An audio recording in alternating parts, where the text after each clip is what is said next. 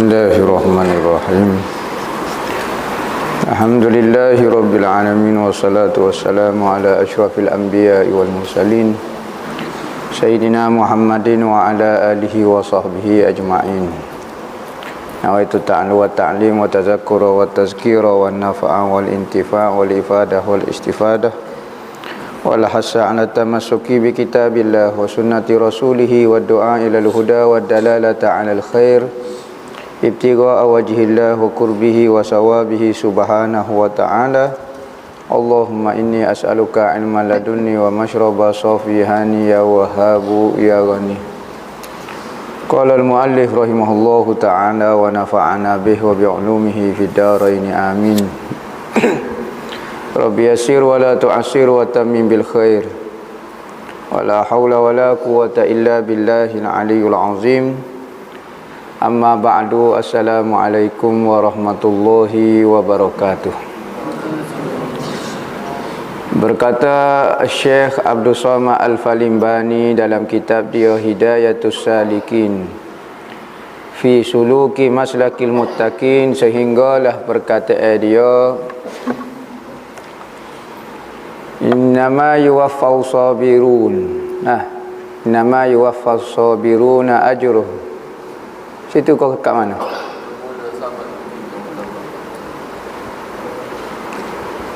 Dan sabar itu 3 martabat. Pertama, sabar orang awam. Situ. Dan sabar itu 3 martabat. Sabar itu 3 martabat, 3 peringkat manusia. Sabar ni ada 3 martabat. Pertama, sabar orang yang awam, yakni kebanyakan manusia. Ni sabar kebanyakan manusia, tahap ni lah sabar dia, iaitu menahan atas segala kesusahan dan kesakitan yang diperlakukan akan dia oleh Allah Ta'ala daripada segala hukumnya, perintah dia, takdir dia. Sabar dia kerana ia menilik akal sawab, yakni pahala sabar yang disebutkan Allah di dalam Al-Quran. Kenapa dia sabar? Kerana Tuhan menjanjikan pahala. Kebanyakan orang awam kalau dia sabar tanya buat apa? Oh, sabar boleh pahala. Jadi dia bersabar kerana pahala Allah Ta'ala nak beri ke dia. Demikian lagi sabar atas berbuat taat dan menjauhkan maksiat kerana hendak pahalanya dan takut akan seksanya. Kalau saya buat maksiat, saya kena seksa. Apa dia mau tahu buat maksiat? Oh, kena sabarlah. Apa? Oh, buat kena tak. Mana kalau orang sabar pula buat taat, buat kebajikan kerana nak dapat pahala. Itu saja. Itu saja. Saya nak pahala dia. Matlamat dalam sabar saya adalah untuk dapat pahala dan supaya tak kena neraka. Kedua, sabar orang yang muridin. Orang murid ni orang yang nak Allah Ta'ala, yang telah ringan di dalam hati mereka itu atas segala kesusahan dan kesakitan. Kerana apa? Kerana menilik mereka dengan mata hati mereka akan sesuatu yang datang kepadanya itu semuanya daripada Allah. Ini peringkat orang mula bermuamalah dengan Tuhan. Peringkat pertama, dia tak ingat Tuhan, dia hanya ingat pahala saja. Kalau dia ingat Tuhan pun kerana pahala saja. Nak pahala, bukan niat Allah Ta'ala lagi. Peringkat kedua, mula dah hati dia tengok, betul dah matlamat dia, mula tengok muamalah dengan Tuhan. Kita royak dah ada orang duk sibuk dengan ibadat, tapi tidak sibuk dengan Allah Ta'ala. Duduk semayang, duduk puasa, duduk sabar, duduk buat apa, tapi kerana nak tengok pahala. Ada juga. Ada orang mula dah tengok Allah Ta'ala, tapi rasa ringan dah. Apabila ingat Allah Ta'ala, rasa ringan dah sikit. Rasa lagi. Susahnya kata, oh sakit ke, tak kena apa yang kita nak, apa yang Tuhan takdir berlainan dengan keinginan kita, rasa. Tetapi tengok Allah Ta'ala dah. Ni mata hati ni ada dah. Mata hati apa maksud pandangan mata hati? Bukan pandangan mata ni. Mata ni hanya boleh tengok benda zahir. Manakala benda mata hati ni dia boleh tengok lebih jauh lagi. Dia boleh tengok bagi akhirat, bagi gapo benda hak tak nampak dengan mata kasar ni, maka boleh lihat dengan mata hati. Nah, berarti hati dia cerah dah. Dia dengan bimbingan ilmu daripada Allah Taala tu hawi makrifat, maka hati dia boleh melihat dah. Nah, bukan ada mata hati dia, tetapi hati memahami dan hati mula merasai. Ada orang hati tidak memahami, hati tidak merasai, mata ni saja yang nampak. Maksud hati itu nampak, hati itu merasai dan memahami dah. Nah, makrifat hati itu mula kena dah. Maka ketika itu tidak susah ia meninggalkan akal sekalian yang demikian itu. Peringkat pertama susah lagi. Sebab tujuan dia bukan Tuhan lagi, tujuan pahala. Maka kekuatan apabila orang niat sesuatu kerana pahala tidaklah sekuat kekuatan apabila seorang buat sesuatu kerana Allah. Kekuatan kerana Allah lebih kuat lagi. Kita punya boleh sabar berbanding dengan kekuatan kita buat kerana pahala. Dan tiada menilik mereka akan pahalanya dan tiada menilik akan takut seksa. Dia tak bertikar. Apa dia mau bangun semaya subuh nak boleh pahala? Tak, saya tak bertikar. Pahala boleh kau ikut tu kerjaan Tuhan. Kerjaan hamba, hamba ni sebagai hamba Allah Ta'ala, hak layaknya hamba ni seorang hamba menyembah Tuhan dia. Ikutlah kalau Tuhan kata pukul 3 semaya kena bangun pukul 3 semaya. Dia suruh. Bukan kerana pahala. Pahala tu hak Tuhan janji tu suku pasal. Tu bukan matlamat hamba tu kata. Hak tu pemberian daripada Allah. Kalau Tuhan tak beri pahala, nescaya orang kalau buat ibadat kerana pahala, nescaya dia tidak akan buat ibadat. Kalaulah subuh tak ada orang kata, Tuhan kata tak ada pahala pun maya subuh. Tak buat lelah. Kalau tak semaya subuh, tak dosa pun, tak kena seksa ke apa dia. Tak ada orang, seorang habuk pun bangun maya subuh. Tapi kalau orang buat kerana Allah, boleh pahala, tak boleh pahala, dia tetap akan jadi hamba Allah Ta'ala. Kalau hamba kepada pahala, maka dia akan berhenti kalau pahala tak ada. Kalau hamba kepada neraka, dia akan berhenti kalau neraka tak ada. Kalau neraka tak ada, neraka dan pahala ni ada. Tetapi kalau orang jadi hamba kepada dua makhluk ni, makhluk dipanggil syurga dan makhluk dipanggil neraka, maka dia akan berhenti kalau makhluk ni tak ada. Dan sebab itulah setengah sufi berkata, setengah sufi ni kadang-kadang dia kecek menurut perasaan dia ketika tu. Jangan duk tiru kata-kata dia.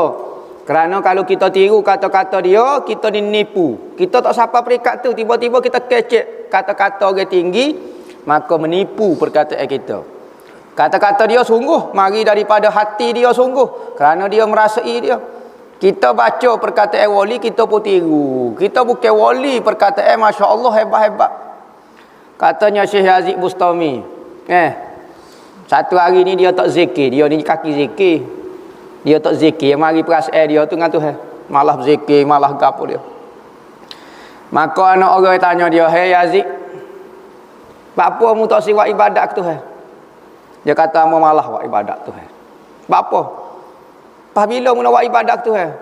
Dia kata, hamba nak buat ibadat ke Tuhan ni apabila manusia semua masuk syurga belaka, hak ni masuk neraka belaka, pada masa itulah Yazid Bustami akan mengelilingi arah subhanallah, subhanallah, baru duk zikir. Apa lagu tu? Kerana dia takut kalau kita buat ibadat lah ni, hamba takut kalau hamba buat ibadat lah ni kerana hamba nak pahala tu, nak syurga tu.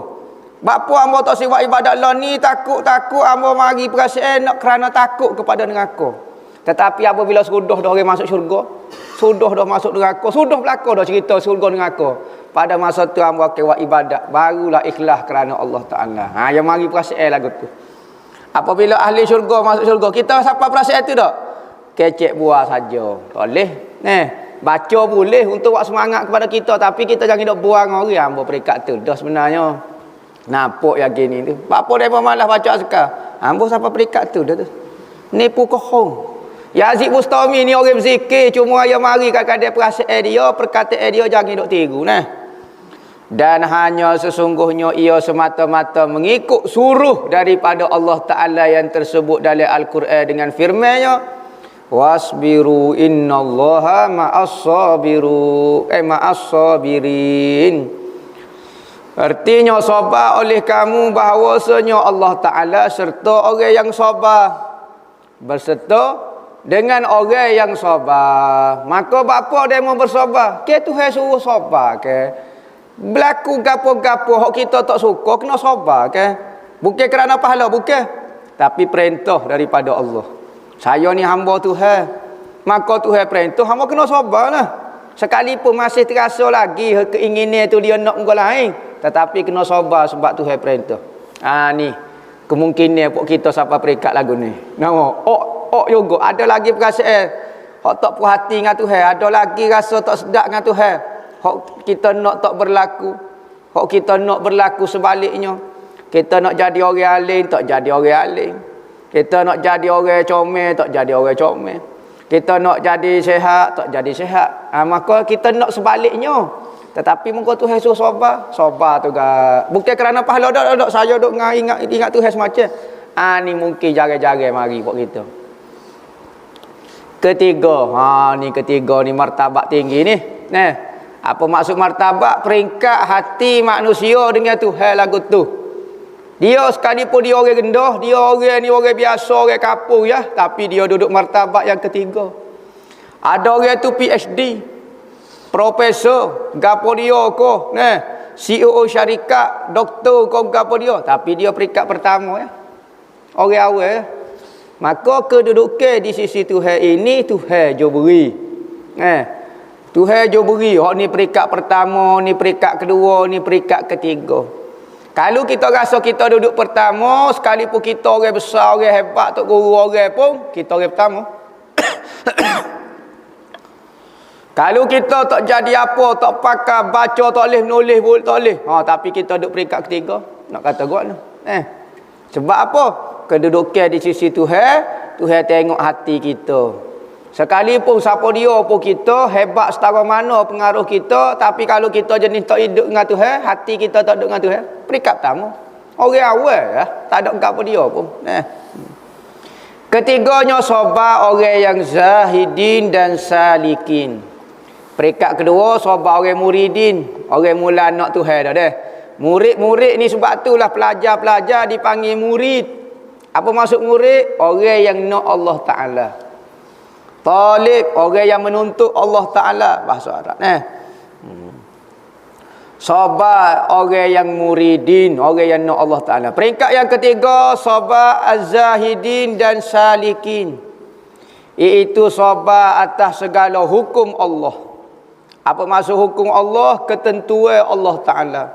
Sama ada takdir ataupun hukum hakam yang Allah Ta'ala beri kepada kita. Suruh semaya, zina ni haram, mencuri ni haram, gini-gini haram, tu hukumnya. Ataupun Tuhan nak buat kau ni ujian hari ni, tu hukumnya Tuhan belaka, takdir Tuhan belaka. Tak boleh nak kata kau. Yang datang atas mereka, yang berlaku atas mereka serta berlepas mereka daripada ikhtiar dan tadbir, usaha dan pengurusan. Manusia ni semata-mata serah kepada Allah Ta'ala. Ni hati dia serah sungguh ni. Bulak-bulak hati dia menyerah kepada Allah urusan diri dia. Urusan dia. Di samping dia berusaha, tetapi tidak ada perasaan usaha pun. Dia mari semaya, dia mari mengaji, dia buat baik, tapi tidak ada mari perasaan pun dia yang baik. Tak ada usaha. Dia buat. Bukan kata tak ada ikhtiar, tak ada usaha, pakai duk congok rumah duk senyap lagu ni. Tak. Tuhan suruh mari mengaji fardu ain, mari mengaji. Tuhan suruh jadi baik, mari jadi baik. Cari tempat-tempat hok boleh jadi baik. Tapi dia tidak terasa pun. Kalau orang tanya, rajin dia mau pergi pondok, rajin dia mau pergi cari tempat-tempat baik sebab nak jadi baik. Duk hamba tak boleh nak kata. Hok ni pun Tuhan wis dayah kat hamba boleh. Bukan kata dia tidak ada usaha. Maksud berlepas daripada usaha, tidak merasai dia tu berusaha. Kerana mereka telah melihat akan bahawasanya sekalian yang demikian itu daripada ikhtiar Allah.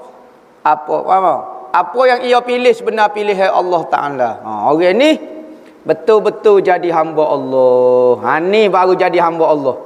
Selagi mana kita ada perasaan dua di antara kita, Tuhan ada keinginan, kita ada keinginan juga, sudah. Orang yang betul-betul jadi hamba Allah, semua keinginan dia berada di bawah keinginan Allah Ta'ala. Nah, Syekh Junaid Baghdadi bangun tiada tidur. Ada orang yang kata bangun daripada tidur, dia kata, ya Allah ya Tuhan aku nak buat apa dia untukmu hari ni. Nak semaya, semua untukmu ya Allah. Tetapi Syekh Junaid Baghdadi apabila bangun tidur, bukan nak buat sesuatu untuk Allah. Syekh Junaid Baghdadi kata, Tuhan nak buat apa dia untuk aku hari ni. Terbalik. Kita nak buat sesuatu untuk Allah dah. Nak mengaji kerana Allah, nak semaya kerana Allah.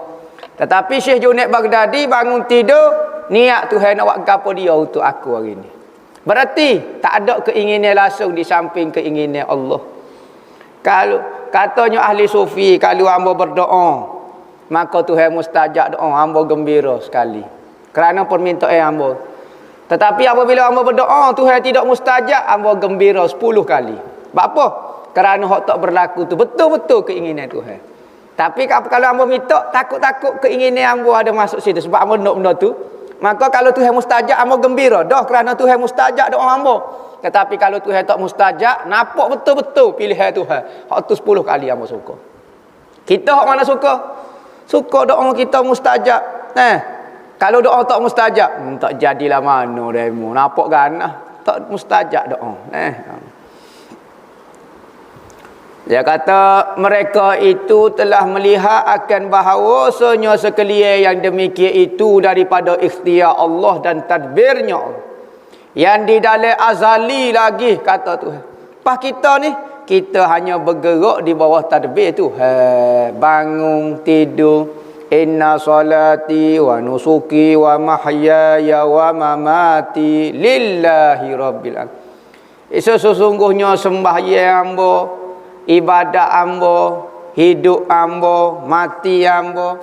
Hidup isyarat kepada gerak hamba, mati isyarat kepada dia, gerak hamba semua lillahi rabbil alamin, milik Allah Ta'ala belaka. Kehidupan hamba, perbuatan hamba, sifat-sifat hamba, zat hamba pun milik Allah Ta'ala. Ini dipanggil tauhid. Tauhid af'al, tauhid sifat, tauhid zat. Apa maksud mentauhid ke Allah? Yakni semua itu milik Allah. Semua gerakan yang berlaku dalam surah ni lah ni. Hamba duduk mengajar, pok entah semua duduk dengar, entah duduk menulis. Semua perbuatan hak sekarang berlaku, hak malaikat duk gerak, angin duduk bergerak, semua benda hak bergerak, gerakkan perbuatan, semua itu siapa dia yang menggerakkan? Allah. Sifat-sifat pula hak ada sekarang, kemampuan mendengar hak entah ada, kemampuan melihat, kemampuan goni, kemampuan bercakap, gapo dia semua milik apa dia? Milik Allah. Kembali ke semua perbuatan itu kepada Allah. Milkun lillah.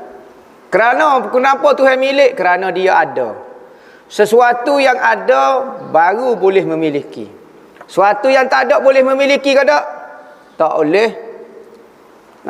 Maka kita ni tak ada sebenarnya. Sebab tu kita tidak layak memiliki perbuatan. Kita tak boleh ngaku perbuatan ni perbuatan saya. Tak boleh sebenarnya. Sifat ni sifat saya, tak boleh sebenarnya. Kita ni siapa ni? Ya. Ada ke tak semua? Kalau Tuhan peracur kita ada tak? Tak ada sebenarnya. Kita tak ada sebenarnya. Maka nak merasai milik tu tak boleh lah sebab benda tak ada.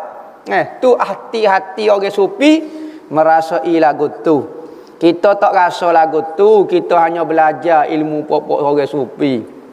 Mudah-mudahan ngeciklah sikit-sikit. Belakang-belakang jadi wali. Padahal tidak wali pun. Tapi kita belajar ni, belajar lama-lama nak ikut dia. Zat ni milik siapa dia? Ni zat tubuh kita ni, semua milik Allah Ta'ala. Lepas tu siapa dia? Apa dia hak milik kita? Tak ada milik kita. Dah perbuatan kita milik Allah, sifat-sifat kita pun milik Allah. Zat kita ni, tubuh kita, rambut kita, tangan kita, kaki kita milik Allah. Mana hak kita? Ruh pun hak Tuhan. Mana kita? Tak ada gapo satu kita sebenarnya di samping Allah. Manusia itu kalau mengaku lagi ada di samping Tuhan, begitu kurang aja. Begitu tidak ada adab mengaku depan Tuhan lagu tu. Tu dia kata di azali lagi. Pas demo dia buat apa dia? Saya usaha. Sebab ada ahli sunnah wal jamaah kata, ulama mutakallimin kata, ulama ahli tauhid, tutup guru usul kata, maka manusia ada usaha dan ikhtiar. Selagi mana kita rasa kita boleh berusaha, okey kita rasa. Kita rasa saya yang akad gelas ni, maka wajib kita berusaha. Tetapi apabila hilang perasaan tu, tak tahu apa dia dah. Perasaan ni hanya akan dialami oleh orang tu. Maka dia tak boleh nak buat-buat perbuatan ni. Maka dia tak rasa dah. Kok jom minum dia. Nampak dia buat duk minum air, duduk mengajar, duduk sembahyang, duduk berzikir, tapi dia tak rasa apa dah. Maka hak tu tak boleh nak buat-buat. Jangan kata saya tak rasa, tak boleh nipu. Benda tu dia mari sendiri perasaan. Maka apabila hilanglah perbuatan kita di bawah perbuatan Tuhan, dipanggil fana fi af'al. Apabila hilanglah sifat kita di bawah sifat Tuhan, maka hilanglah fana fi sifat. Apabila hilanglah zat kita di bawah Allah Taala milik Tuhan belaka, maka habis tak ada gapo dia dah kita. Maka jadi fana. Pada masa itulah, pada ketika fana itulah, maka seorang itu betul-betul mentauhidkan Tuhan yang wujud sebenarnya Allah Ta'ala semata-mata. Ni panggil tauhid sebenar-benarnya.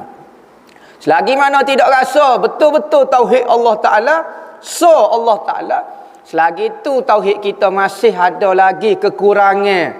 Sekalipun dah molek dah, lepas dah fardu ain, saya ngaji sifat 20 kau apa dia beres belaka dah, alhamdulillah, lepas dah fardu ain, tetapi masih ada kurang lagi. Katanya ulama sufi, seluk dia ada lagi, debu-debu syirik tu ada lagi. Dalam hadis katanya Rasulullah, Nabi kata perkataan yang paling benar sekali adalah perkataan seorang penyair nama dia Labib. Labib gapo dia tak ingat dah gapo dia. Dia kata selain daripada Allah, ma khalallahi batilun. Semua selain daripada Allah nipu belaka. Tak benar belaka. Batil lawan dia hak. Batil maknanya tak benar belaka. Saya rasa ni perbuatan saya, nipu belaka. Ni saya rasa saya pandai, ni sifat saya, nipu belaka, batil belaka. Patut sebenarnya hak, yakni Allah Taala. Selain daripada Allah tu semua tipu belaka. Kau dok mengaku hak ni, dok mengaku hak ni, dok mengaku hak. Pada masa itulah seseorang akan merasai ketauhidan, bahkan dia tidak merasai apa-apa. Tu tauhid sebenarnya. Masa itulah wujud zahir nyata Allah Subhanahu Wa Taala, hilanglah diri seorang hamba. Perasaan dia, perbuatan dia, sifat zat dia. Pok entah kena faham benda lagu ni, tak faham lagi tak apa, slow-slow lama dia akan jadilah. Kena belajar. Ni belajar tauhid, lama-lama berimeh dengan diri sendiri, berimeh dengan akal, duduk sembuh diri sendiri. Tak nampak Tuhan, galik duk nampak akal dia. Sedangkan mengaji tauhid semakin nampak ketauhidan Allah, keesaan Allah Taala. Ni dia nak meretah, Tuhan nak meretah. Nak ujian hari ni, nak goni hari ni, welung. Tuhan nak mentadbir, dia pun nak mentadbir juga. Jalan tu nak ambil tugas Tuhan, nak jadi Tuhan dah tu. Yakni di dalam Lauh Mahfuz tiada boleh berubah-ubah. Takdir tak boleh nak kata apa. Maka dia hanya bergerak saja. Bergerak ni usaha ikhtiar dia. Jangan kata Tuhan takdir dah hamba. Pakai ada senyap, tak ada usaha apa dia. Dak gerak lah. Semaya bag apa dia. Apa dia malah. Muka Tuhan takdir dah hamba duduk atas kalbuk ni dekat. Sedap. Dia mau tahu, dia mau pernah baca takdir Tuhan. Dak pun. Lepas tu usahalah kebaikan. Makan nasi reti pula pilih nasi lauk ayam dengan nasi lauk ikan.